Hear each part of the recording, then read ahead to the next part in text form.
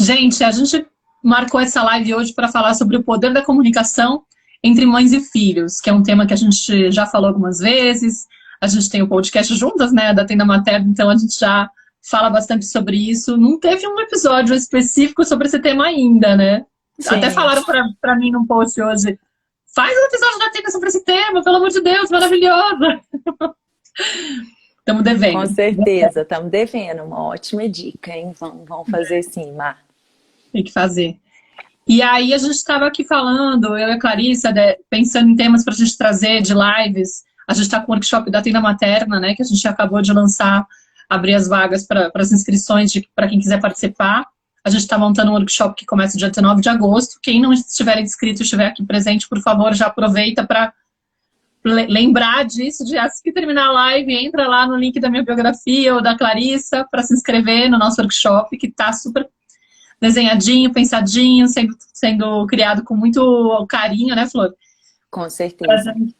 Para a gente justamente poder apoiar vocês nessa fase, todas nós, né, nessa fase que está tão desafiadora do confinamento, que está mexendo com o nosso emocional, que mexeu com a nossa rotina, com as demandas da casa. A gente está e é muito difícil essa realidade de estar vivendo sem rede de apoio ou com uma rede de apoio muito mais reduzida. O podcast chama Tenda Materna.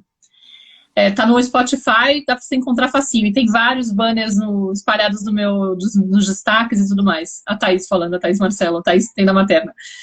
E claro, como a gente está nesse contexto de confinamento, né, dependendo da cidade de vocês, está mais flexível, está menos flexível. Aqui na Espanha a gente já está voltando um pouquinho à vida, ao convívio, né, social, um pouco apreensivo, mas já com quase a coisa meio retomada.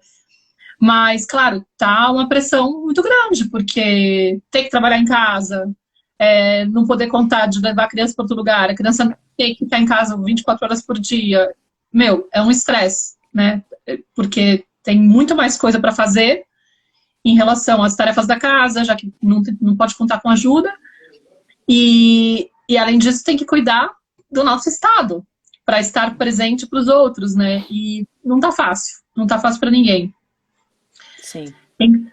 Né, Flor? E aí, Com certeza. a gente tem que trazer esse tema, porque eu até abri uma caixinha de perguntas no Stories, tenho falado lá no Telegram também, eu tenho um canal no Telegram onde eu abro também espaço para as pessoas comentarem, para saber, né, como é que tá a questão do comportamento das crianças, porque acho que uma das coisas que está pesando muito é que muitas crianças estão ficando ansiosas, estão mais estressadas, estão mais agitadas, estão mais agressivas, cada um acho que vai para um lado, né, tem Claro. umas que estão mais apáticas, tem outras que estão ao oposto, que estão muito mais elétricas. Eu tenho recebido respostas, assim, que são de muitos comportamentos alterados. Às vezes a criança já tinha tirado a fralda, volta a pedir a fralda, ou começa a fazer xixi à noite na cama.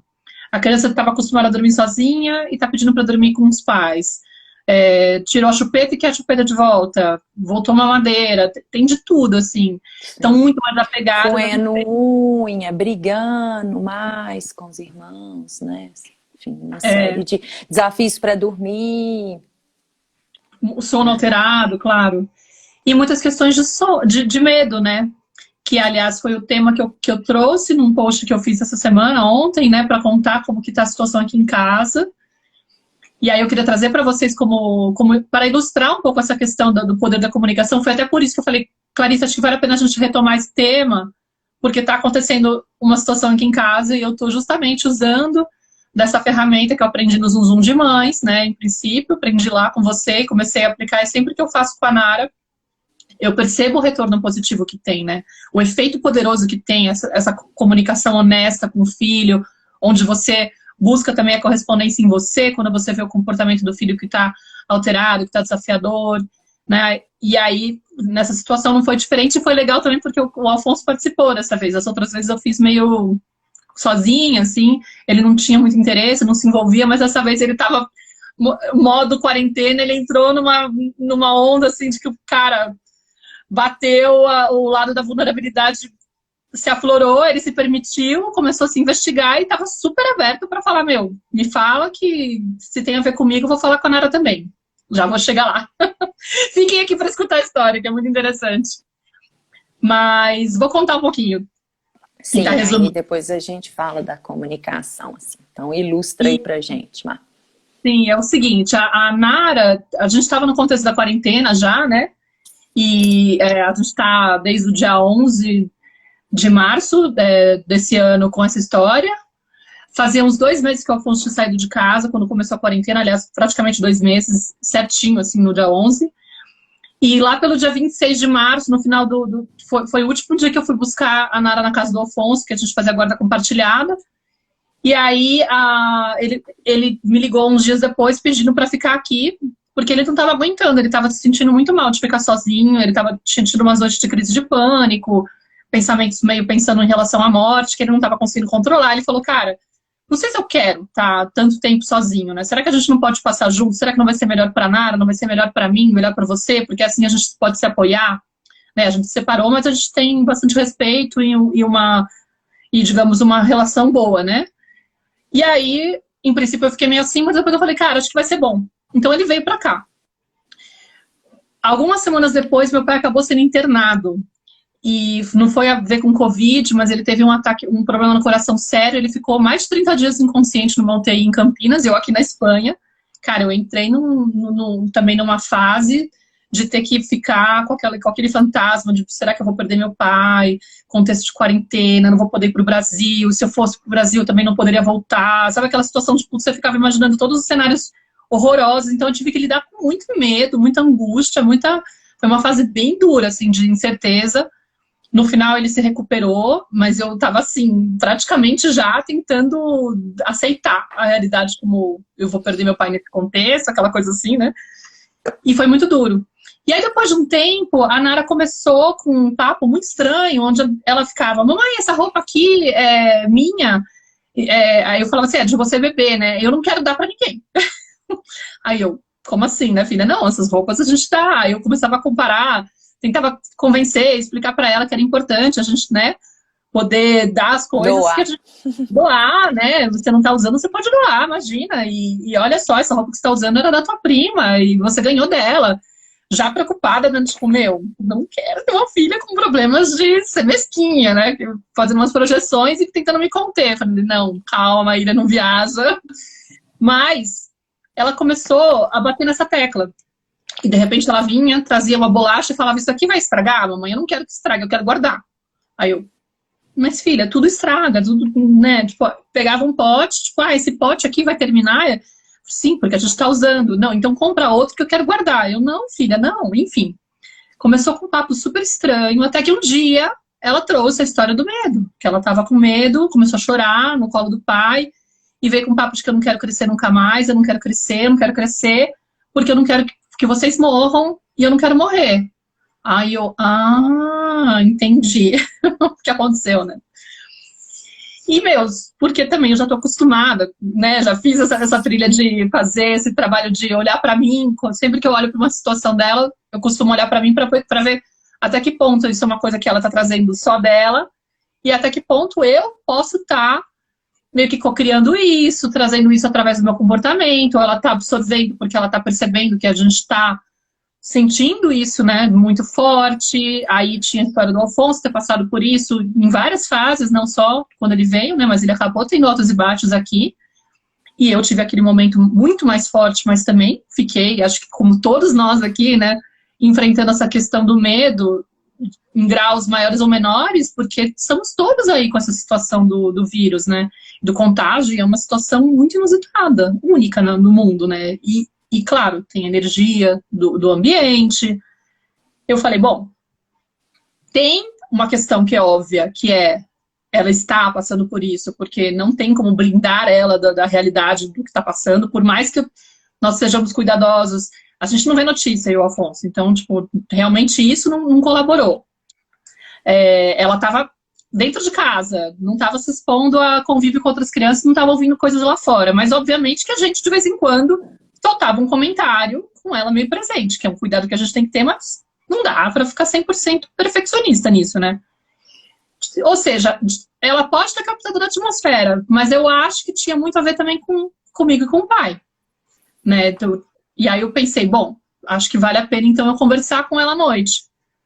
por um lado, eu pensei, eu vou começar a abrir espaços para dialogar com ela, comecei a ler livrinhos, fui buscar livros que tratavam de temas de perda, temas de morte, para que ela pudesse trazer e se expressar e dialogar e elaborar aquilo e ter um espaço mais, né, digamos, como ela está com 5 anos, um espaço mais elaborado para ela poder falar daquilo, desenvolver o tema.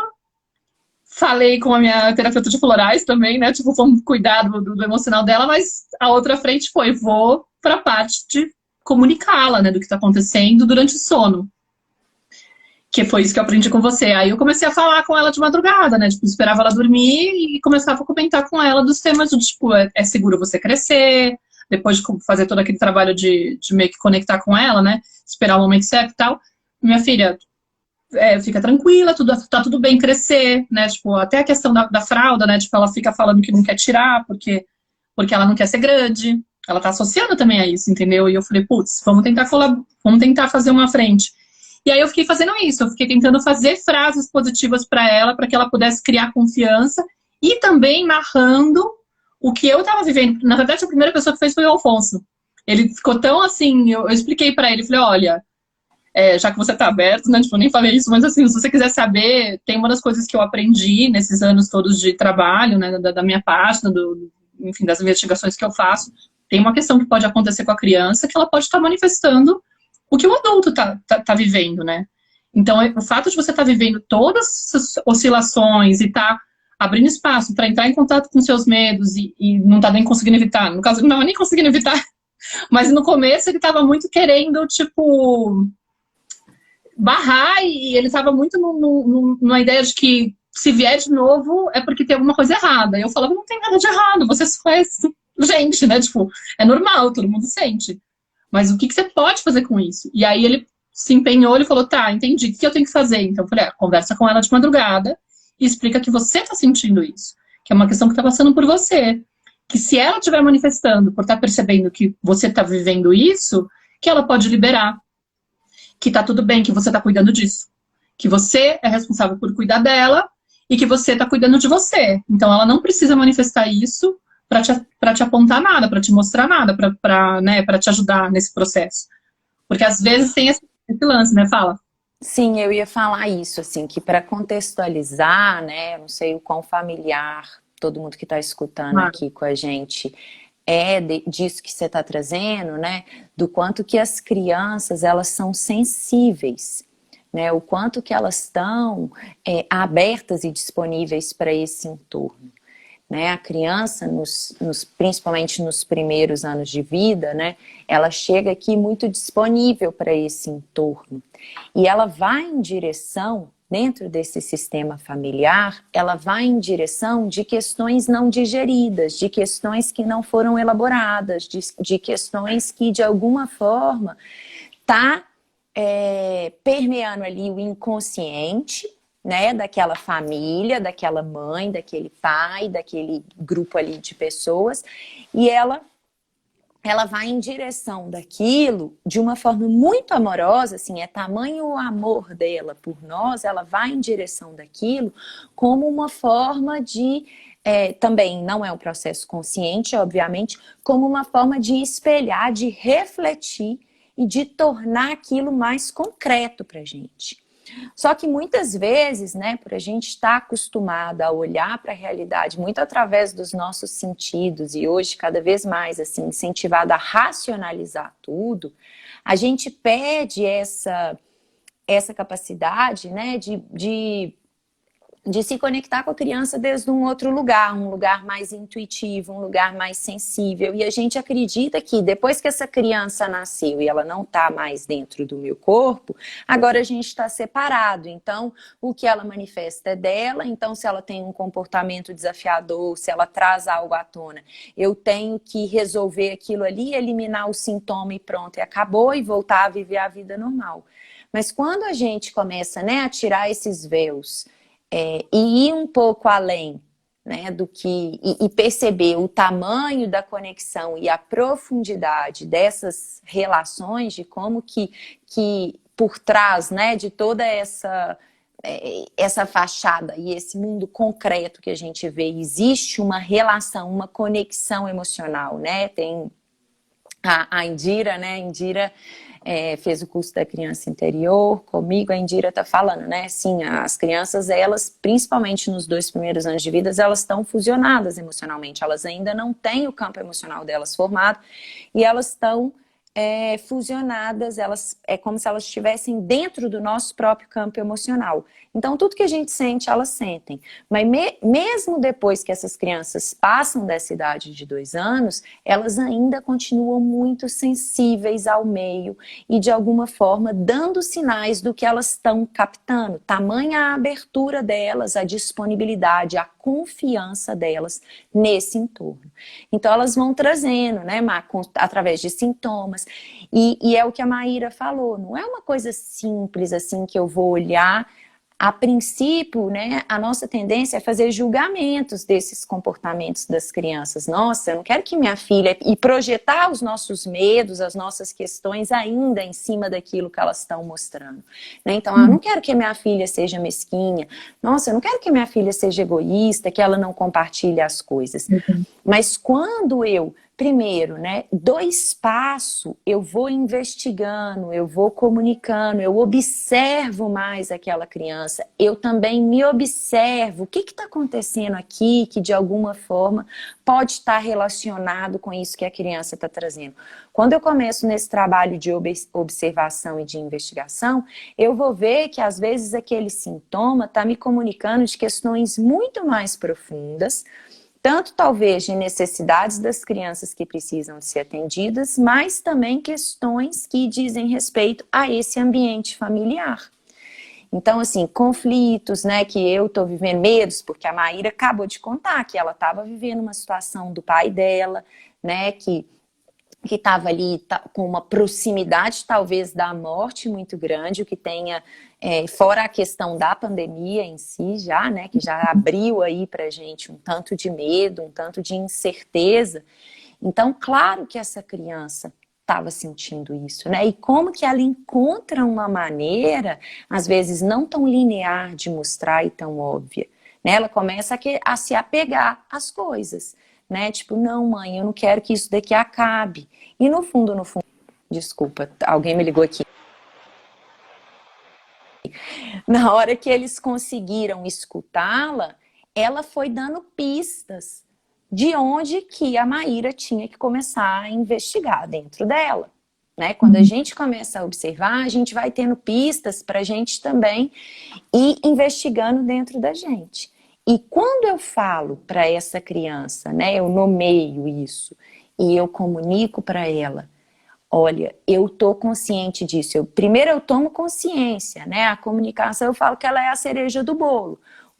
O bolo em si, a cereja é um detalhe, mas o bolo em si vem desse processo de observação da criança, de autoobservação, e de realmente tomar consciência do significado daquilo que está por trás daquele sintoma. O que isso diz desse momento, dessa família, de mim, da criança, e como que eu posso assumir, eu como adulto, que tenho muito mais recursos que a criança, como que eu posso lidar com isso? Né? Claro. E, de alguma forma, liberar essa criança de ficar ali me sinalizando amorosamente que aquilo tá ali, que precisa de ser olhado, né? Não, e é curioso porque tem situações que dessa ficou muito evidente, né? Porque no contexto da pandemia, tipo, eu já sabia, o Alfonso tinha passado por essas crises de pânico, eu tinha vivido essa questão com meu pai. Tem essas coisas um pouco mais sutis, né? Mas a gente vai ao mercado e fica com aquela sensação, principalmente no começo, né? Gente, parece cenário de guerra, parece filme de ficção científica, não pode tocar em nada, vai que eu encostei em alguma coisa. Então a gente voltava, assim, num estado emocional de muita vulnerabilidade, né? E um desconforto de algo que, eu não tenho controle de nada, eu não sei o que vai acontecer, será que eu vou ficar doente com essa história? Eu imagino que muitos de vocês estejam vivendo isso, especialmente no Brasil, que está a situação ainda muito fora de controle, né? Mas eu já tive situações de passar por esse mesmo processo da Nara me evidenciar algo através de medos também, inclusive, numa das situações foi através de medos. Uma fase que ela começou, já escrevi aqui na página algumas vezes, que ela começou a ter medo, assim, ela não conseguia ir para um outro cômodo sem eu estar dando a mão para ela não conseguia ficar sozinha. Alguém colocou, inclusive, essa descrição num dos lugares que eu fiz lá da pergunta. Meu filho não consegue ir para outro cômodo sozinho. A Nara teve isso há quase 2 anos atrás, que foi na época do desmame, quando meu leite começou a secar. Ela estava com quase 4 anos. E mais o curioso naquela fase foi que eu não percebi, porque nessa situação ela, assim, trouxe à tona medos meus que estavam super encobertos. Porque nós temos essa tendência de não prestar atenção nas emoções. De quando vem um sentimento que incomoda, a gente tende a tapar, a gente tende a usar algum recurso para poder se desviar dele. Então a gente, sei lá, se distrai com alguma coisa. E naquela época, quando ela começou com esses medos, eu fiquei super intrigada. Eu falei com você, eu falei, meu, não é possível, tipo, eu não tô entendendo onde tá, né? Tipo, aquela coisa do caso de como é que é? Casa de Ferreiro, espeto de pau. Não consegui entender qual que era o X da questão. E aí, quando eu me dei conta, eu falei, claro, ela acabou de desmamar, o meu leite secou e ela tinha que passar por processos cirúrgicos. E eu comecei a ficar insegura de que será que eu vou conseguir sustentar o emocional dela? Porque quando ela já tinha passado por acho que 2 cirurgias até os 4 anos. A terceira eu não lembro se já tinha sido, talvez. Mas ela ia ter pelo menos uma importante agora, né, que ainda não foi, da reconstrução da mandíbula dela. E eu falei, como é que vai ser acolher, ajudou muito dar o peito no pós-operatório, né? Falei, como é que vai ser o pós-operatório sem o recurso do peito? E a outra questão que eu tinha era, como é que vai ser o meu vínculo com ela sem o peito? Porque, de certa forma, eu tinha uma certa culpa de achar que eu não conseguia estar muito conectada com ela o tempo todo, nos tempos, assim, não tinha um tempo de qualidade, porque eu tinha uma dificuldade muito grande de conectar com ela. E o peito era aquele momento onde eu garantia um vínculo muito, né, aquele acolhimento, eu e ela, Só que eu não tinha sacado que essas inseguranças estavam em mim até eu investigar através dos medos dela. Eu falei, meu, que medo que eu tô tendo? Não, eu tô tranquila. Foi um desmame super bom, né? Imagina, quase 4 anos, estimulei pra caramba o crescimento da mandíbula dela, que era o que eu queria. O leite secou sozinho, né? Tipo, foi aquela coisa redonda. Foi super maravilhosa, né? A gente passou por um desmame gentil, diurno, mas o noturno foi assim, natural. Eu tava me sentindo a rainha, né? A mãe, tipo, vamos lá, plaquinha de uhul, deu tudo certo. Só que aí, falei, cara, só que tem uma insegurança. Aí eu fiz a técnica de conversar com ela também para poder liberar. E aí ela foi se reconciliando e recuperando a confiança. Mas no fundo, cara, com certeza eu estava refletindo o meu mundo interno. Então, é isso que você falou, né? Eles acabam sendo esse recurso, esses anjinhos que vêm com essas mensagens, né? Espelhando o nosso mundo interno e falando, mamãe, você já prestou atenção que você tá com esse medo aí, ó? Que você não percebeu? É porque é isso que você falou, né, Márcia? Eles são tão sensíveis, assim, que eles têm, assim, e eles têm muito menos... eles estão tão mais aqui ancorados no aqui e agora, eles têm muito menos fatores para distrair eles do que está passando aqui dentro, que eles vão trazer isso de uma forma muito mais transparente. A gente já tem tanta camada de crença mesmo, né? Assim, de conceito, de enrijecimento e muito recurso para constantemente se distrair, né? É o telefone, é uma amiga, a gente está o tempo inteiro, né, voltado para fora, né? A criança está mais ancorada, assim, caminhando mais firme sobre o presente, né? A gente não, a gente tá a mente nossa tá tão acelerada, tão cheia de coisas, tão turbulenta, que a gente começa a se distrair, a gente não dá tempo nem para entrar em contato, né? E processar num ritmo saudável, natural, orgânico, assim, tudo que está acontecendo, né? E aí as crianças vêm dessa forma tão sábia e eu sinto assim, delicada também, né? Assim, porque é muito amorosa. E começam a mostrar. Mas o grande lance é que muitas vezes a nossa tendência é ficar presa ali no sintoma, é não transcender isso, é fragmentar, é entender que aquilo é uma coisa da criança e a gente, de novo, se alienar, né? Como se a gente deixasse ela sozinha. É dela, então eu tenho que resolver isso aqui, eliminar isso rapidinho para ela voltar a funcionar bem, ao invés de empreender esse processo, porque requer muita coragem também, né? Você ter que olhar para você. Sim, eu poderia ter entrado na paranoia de, não, preciso tirar essa mesquinharia do jeito da minha filha, preciso consertar isso nela, e me empenhado a ficar fazendo várias estratégias para corrigir a falta de bondade da minha filha, que tem um problema. Tipo, eu até posso, tipo, falar sobre isso e tal, em paralelo, mas eu podia ter entrado só nisso. Conhecendo já o trabalho, tipo, isso pode estar evidenciando algo que está por trás.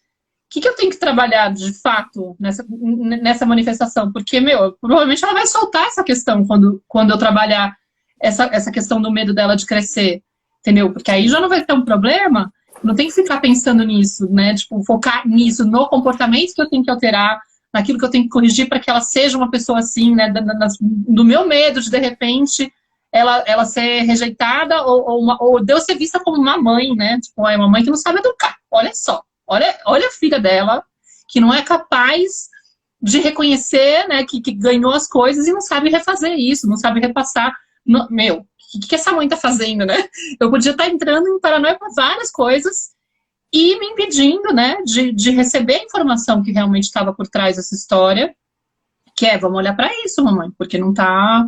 Tem alguma coisa que ainda tá aí, tem que ser trabalhada, né? É muito as meninas estão perguntando aqui sobre a técnica, assim, né? A Indira perguntou, como é essa técnica? É o Sleep Talk? Aí a maternidade me mudou também, tá perguntando. Fala mais sobre essa técnica, é falar quando a criança dorme? Sim, e a Nai também perguntou assim, né? Você pode conversar com um bebê de 1 ano e 2 meses que não para prestar atenção. Então, gente, a questão é o seguinte... Eu sinto que eu tenho um pouco de receio de trazer assim, isso como uma técnica, porque eu sinto que muitas vezes quando a gente olha para isso que a gente está falando aqui como uma técnica, a nossa tendência é de novo colocar entre eu e a criança uma técnica que me impede de observar ali o fenômeno vivo, que é a criança em si. A técnica, né, ela vai servir como uma janela, na verdade, isso não é uma técnica, né, assim, foi uma descoberta minha, muito intuitiva, e que depois eu comecei a ver que existiam outras pessoas fazendo e que tem gente que organiza isso como uma técnica, sim. Mas o que eu vou falar para vocês é sobre como eu vivencio essa questão da comunicação com a criança. Então eu sinto que é como se fosse assim uma janela pela qual a gente vai olhar. E isso que a gente está falando é a base disso. Então, às vezes, a gente fica querendo assim, e a técnica? Como é que faz, né? Eu tenho que falar o quê? Ela tem que estar dormindo? Quantas horas que ela já está dormindo? Eu falo com ela acordada? Não é sobre isso. Assim, a grande base desse trabalho é esse processo investigativo que a gente está falando aqui para vocês. É esse processo de confiar na criança, de realmente trabalhar a nossa confiança, de afinar os nossos sentidos, de diminuir o ritmo da nossa mente para a gente conseguir observar essa criança com fidelidade, de observar a nós mesmos, né? Então tá, então a partir disso que a gente trouxe, né, assim, como é que a gente vai olhar para essa situação? Então, vou contar para vocês como que eu me dei conta disso, bem rapidinho, que esse caso eu já contei umas 200 vezes, né? Mas assim, eu vou contar... a Maíra já ouviu 100 das 200, 150, se bobear, né, Mar? Eu vou contar rapidinho. Então foi assim, tinha uma época que o Rafa, meu marido, viajava muito a trabalho. E aí... Toda vez o Lucas tinha 1 ano e meio, tá? Então, para quem tá falando aí de filho de 1 ano e 2 meses, foi bem nessa época que eu descobri. Ele tinha 1 ano e meio e toda vez que o Rafa viajava, o Lucas tinha febre. Numa determinada viagem, eu falei, gente, tem alguma coisa minha aí. E nesse dia, o Rafa viajou, ele teve a febre de novo e eu já exausta ali, cansada, passei o dia inteiro refletindo sobre o que isso significava. Eu coloquei ele no meu colo e intuitivamente, eu tinha acabado de sair de um banho, né? Eu estava na casa da minha mãe e acho que o banho, ele relaxa a gente, ele refresca as nossas ideias, né? E eu saí do banho, eu pus ele aqui deitado em mim e comecei a falar com ele. Falei, filho, eu tô observando que toda vez que o papai viaja, você reage dessa forma. A mamãe tem percebido o quanto Clarissa, né? O quanto eu me sinto fragilizada cada vez que o papai não tá. O quanto eu tenho medo de não dar conta de cuidar de você e do seu irmão sozinho. O quanto de raiva também essas viagens do papai mobilizam dentro da mamãe.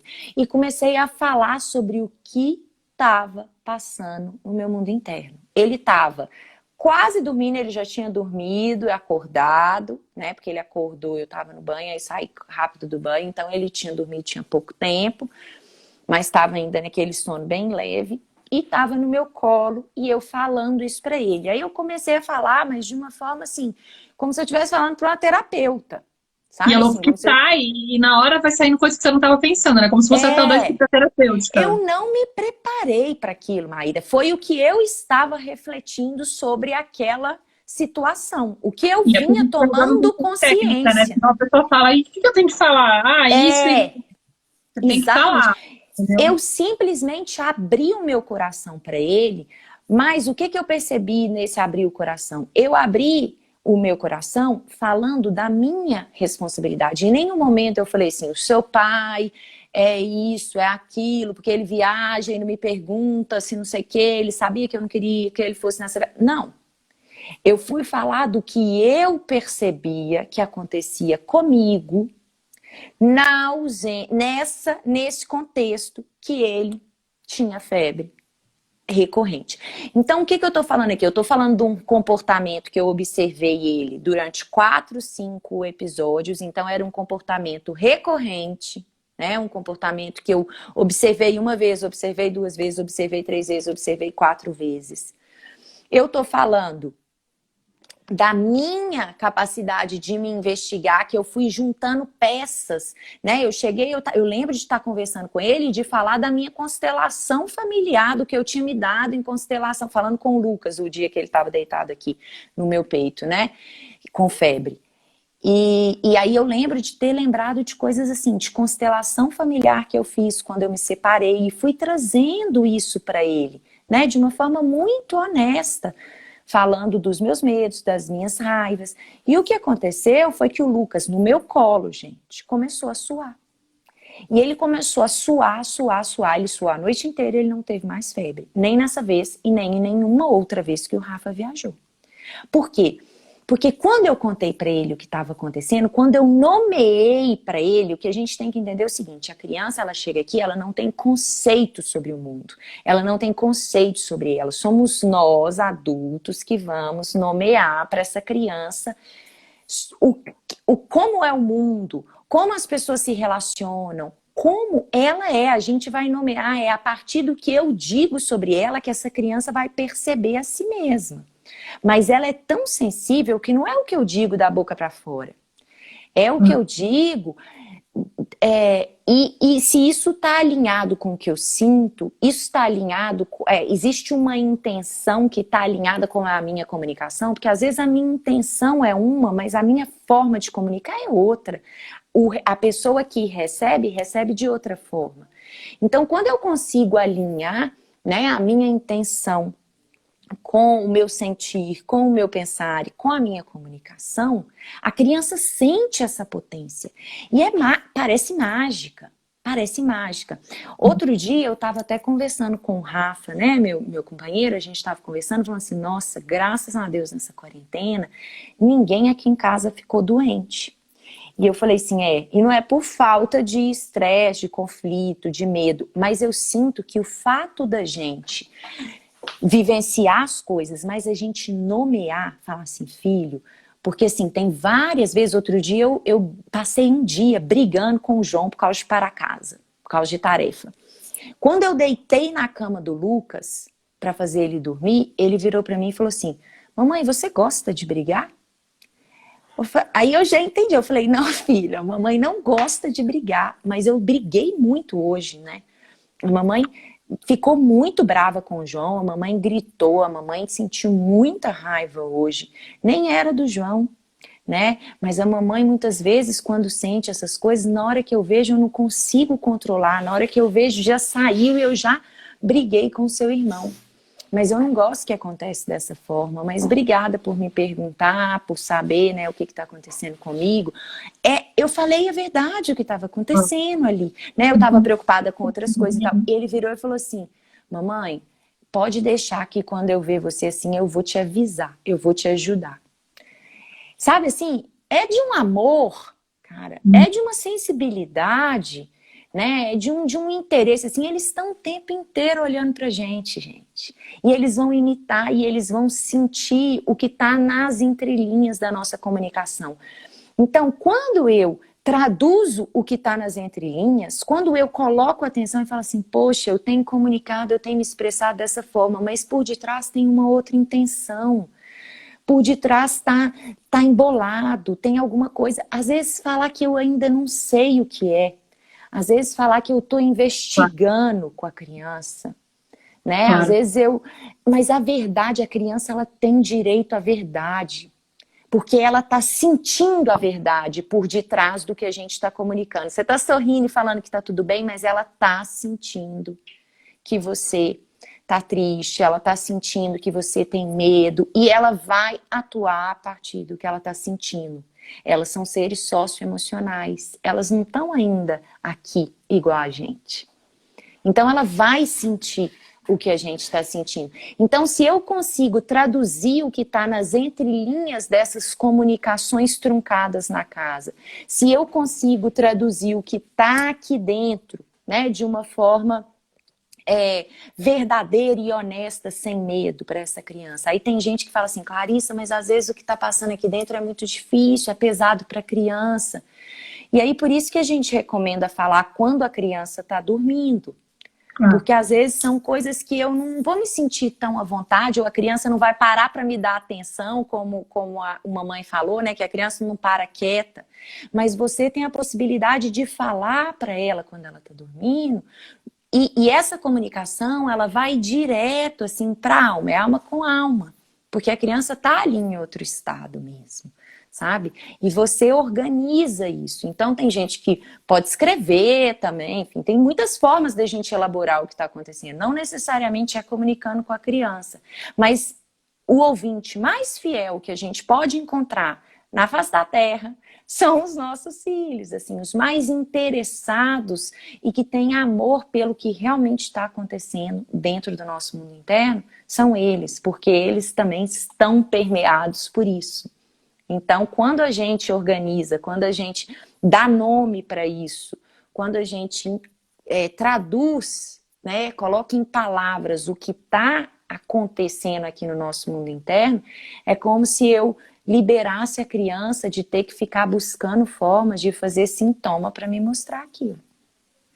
Não, e é tão bonito isso que você falou, né, Flor, dessa conversa com o Lucas, de, tipo, ele vinha apontar para você isso, e também, se a gente está num estado mais reativo e querendo criar resistência, a gente pode se sentir ofendido e brigar com a criança. Tipo, quem disse pra você que eu gosto de brigar? Inclusive, né? Quem disse que eu gosto de brigar? E ainda numa briga. Eu não gosto de brigar, não. Minha mãe vivia gritando assim, do tipo, eu não tô nervosa! Quem disse que eu tô nervosa? É muito engraçado, às vezes vem a voz dela. Mas outro dia eu também acabei brigando com o Afonso na frente da Nara, de um jeito que eu me descontrolei. O Afonso falava assim, será que a gente pode conversar de um jeito mais ameno, num outro tom de voz? E eu não tava conseguindo me controlar, né? Eu tava, tipo, super soltando as farpas. Aí, e a Nara tava lá, e a Nara vinha, me abraçava, não sei o que. Eu falei, ai, gente, tudo que não deveria estar fazendo, né? Mas quando você tá no descontrole, aconteceu. Aí, na hora que a gente foi jantar...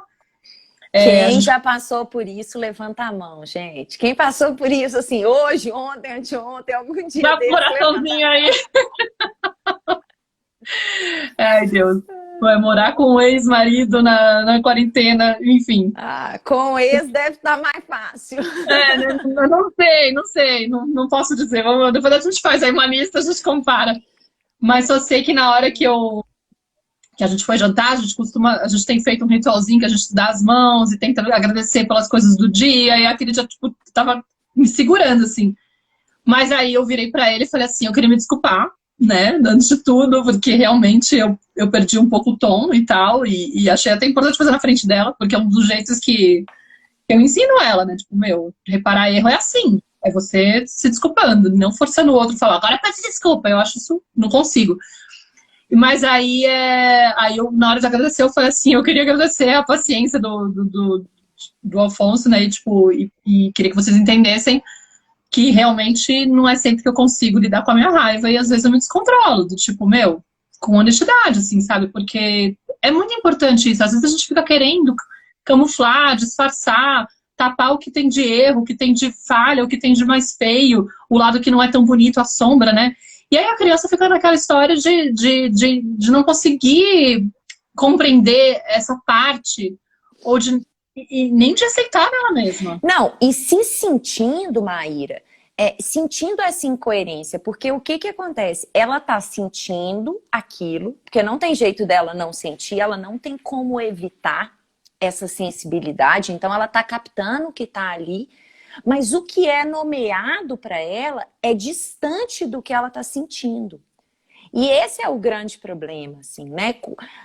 O nosso papel como pais e mães é a gente buscar cada vez mais nomear para os nossos filhos, uma vez que eu vou nomear o mundo para ele, nomear para essa criança o mais próximo possível da realidade emocional que ela está experimentando. E para eu saber qual é a realidade que ela está experimentando, eu preciso estar atenta ao que está passando no meu mundo interno, eu preciso estar com os meus sentidos apurados, afinados, para eu poder observar essa criança e entender o que está passando dentro do mundo interno dela também, né? E aí, se eu estou captando, se eu estou percebendo isso, eu consigo ter uma capacidade de nomear para ela o que está acontecendo muito mais próximo do que ela está realmente sentindo. Então, mesmo que eu não tenha uma solução para dar para ela, mesmo que eu não saiba o que fazer, mas só o fato de eu nomear para ela algo que ela está sentindo ali, isso faz o quê? Isso fortalece essa autoconfiança, essa autoestima, essa força da criança para seguir confiando no próprio corpo, para seguir confiando nela mesma, para seguir confiando no que há de mais essencial dentro dela. Mas o que aconteceu com muitos de nós e o que a gente segue reproduzindo de uma forma muito inconsciente? A criança está sentindo uma coisa e muitas vezes a gente não consegue ter clareza do que está acontecendo ali e a gente vai nomear uma outra coisa, a gente vai atuar de uma outra forma. E aí a criança vai começar a abrir mão do que ela está sentindo, do que o corpo dela está sinalizando para ela, tamanho o amor que ela tem por nós. Ela abre mão do que ela está sentindo, é como se ela falasse assim para o corpo dela: corpo, eu não confio em você. Isso que você está me sinalizando e que eu estou sentindo aqui não é real. Porque o que a mãe, o que essas pessoas que estão ao redor, principalmente a mãe, nomeia, é o que ela vai tomar como verdade. Então, que tarefa delicada, sutil e pesada, né? Assim, não é fácil. Mas a única forma da gente conseguir fazer isso, e é por isso, né, Má, que a gente também quer convidar vocês para se inscreverem no workshop da Tenda, é isso, é através do olhar pra gente, do nosso processo de crescimento pessoal. Porque educação nada mais é do que autoeducação. Sim. Né? Então, isso não é sobre o que eu vou fazer com a criança, não é sobre a técnica que eu vou usar, não é sobre como eu vou falar com a criança. É sobre a minha capacidade de ligar o meu autoobservador, de me investigar, de parar essa barulheira mental, de perceber, né, os meus gatilhos, as minhas dores, as minhas feridas, e ir deixando de projetar isso no mundo interno, nos meus filhos, limpando esses filtros para que eu possa observar aquele fenômeno vivo que está diante de mim, aquele ser que está ali diante de mim. Uma das ideias do workshop é justamente abrir esse espaço seguro para que a gente possa conseguir trazer o expressar das nossas emoções, baixar para o sentir, né? A gente está muito no mental. Sim. A gente se refugia muito nessa parte aí de devagar também. Tem muita dificuldade de conectar com o presente. Então é muito desafiador oferecer, por exemplo, esse apoio ou fazer essa fala honesta com a criança, porque muitas vezes a gente não está se permitindo entrar em contato. Então, tipo, como é que eu vou falar com a criança do medo da morte se eu tenho pavor de pensar a respeito disso? Se eu nunca me questionei sobre isso, se eu nunca vivenciei um luto com profundidade, né? Se eu nunca me permiti... E aí, a questão do luto, se a gente for olhar a questão da perda, né? Ela é muito mais ampla do que só a perda de uma pessoa que falece. Ela é, na verdade, como que eu lido com as pequenas perdas do dia a dia, né? Como que eu lido com as frustrações? Como que era o ambiente da minha família quando eu era criança? Né? Tipo, e todo o tempo estavam me resgatando dos momentos de frustração. Se o doce terminava, me compravam outro correndo, o brinquedo quebrava, me substituíam. E eu nunca tinha aquela exposição, porque é um lugar muito perigoso. Eu já não consigo lidar com nada que foge, né? Se eu estou evitando essa dor, eu tô morrendo de... O extremo oposto, né, Má? Tipo assim, tudo que eu senti era ignorado, era deixado para depois, não era visto, era, né, enfim. Sim. E se eu não tive, então, esse repertório de como criar resiliência para lidar com uma perda, por exemplo, uma perda maior ainda, é uma coisa assustadora. E aí eu não tenho como acompanhar a emoção do meu filho, o medo do meu filho, fica extremamente complicado, né? Tipo, a conta não fecha mesmo. Então, é realmente um atrevimento, né? É uma coragem que você tem que ter. O Alfonso, por exemplo, aqui, nessa questão da quarentena, ele falou, cara, é a primeira vez que, de fato, eu estou permitindo que esse espaço venha e eu acolha. Porque ele estava num lugar de se sentir mal quando ele sentia medo. E Sim. Aí eu falei pra ele, mas não dá pra gente se rejeitar, entendeu? É uma parte sua, como de todo mundo. Não somos humanos, não tem como evitar o contato com a dor. Inclusive tem aquela história, né? Se eu tô evitando a dor, eu tô evitando a vida, tô evitando a beleza, tô evitando o prazer. E aí, como é que eu faço para reconciliar isso e aceitar que isso venha, também se expresse? Para muitos de nós, é um terreno novo. É um terreno muito assim, que eu nunca... Para os homens, então, é mais novo ainda. Uhum. Né? E aí, muitas vezes, a gente também criar a possibilidade, né, de que eles também se sintam seguros, para eles começarem também a confiar nesse espaço, assim, né, de que... Porque a mulher, ela tem, de alguma forma, uma cultura de falar, de expressar, de elaborar um pouquinho mais sobre as emoções. Uhum. Para os homens, é muito diferente entrar nesse espaço entre homens, entre eles. Isso sempre foi negado, né? O homem tem que ser forte, o homem tem que... não pode ter medo, o homem não chora. Então tem aí a gente, de certa forma, tanto que a gente pode olhar aqui, qual é a maioria das pessoas que estão buscando, né? Autoconhecimento, que estão aqui na live, por exemplo. Né? Não sei, deve ter, se tiver homem, são poucos. A grande maioria, pelo menos aqui pelos comentários que a gente vê, né, e pelo que a gente sabe de seguidores do nosso trabalho, né, Mar, são mulheres. Mas a gente tem filhos homens, a gente tem companheiros muitas vezes, muitas de nós, né? E é importante a gente também entender de forma mais ampla esse cenário, assim, né? Não só voltado para o nosso próprio umbigo, mas entender esse contexto todo. Então é muito bonito isso que você está trazendo do Alfonso, e dele estar nesse processo de dar-se conta, né, da confiança de que num processo deste de quarentena, onde que ele foi se refugiar? Ele poderia, a família dele mora aí, você está longe da sua família, ele não, ele poderia ter se refugiado na casa dos pais, mas onde que ele encontrou um espaço seguro para ele vivenciar de forma tão íntima o contato com essas emoções tão assustadoras que ele nunca teve espaço? Do seu lado da Nara. E veio perguntar de interior, falou, quero saber da criança interior, como é que eu converso com a minha criança interior? Eu falei, Que bonitinho. Não, foi demais foi bem interessante esse processo. Foi surpreendente e foi bem curativo, acho que para todos nós, assim, para os três, assim, restauradora. Aproximou muito, conectou muito, né? Porque no fundo é isso, ele foi permitindo, ele foi se reconciliando com a vulnerabilidade dele, aceitando, e aí foram caindo muitas fichas do quanto que ele se rejeitava. Ele não conseguia se aceitar completamente. A gente não se aceita completamente se a gente fica tentando evitar esse contato com tudo que vem de desconfortável, né? No fundo é isso, é uma reconciliação. E a gente fala muito disso na tenda materna, né? Do quanto, na verdade, Tava esses pensando momentos... nisso agora. esses No próximo momentos... episódio, né? Eu tava pensando no próximo episódio, falei, a gente tem que falar que vai sair sexta, né? Que foi bem na disso que a verdade, vai gente sair conversou, né? de intimidade emocional, vai sair um maravilhoso agora. Spoiler, dei aqui o tema. Era pra ser surpresa, a gente não combinou. Acabei de spoiler.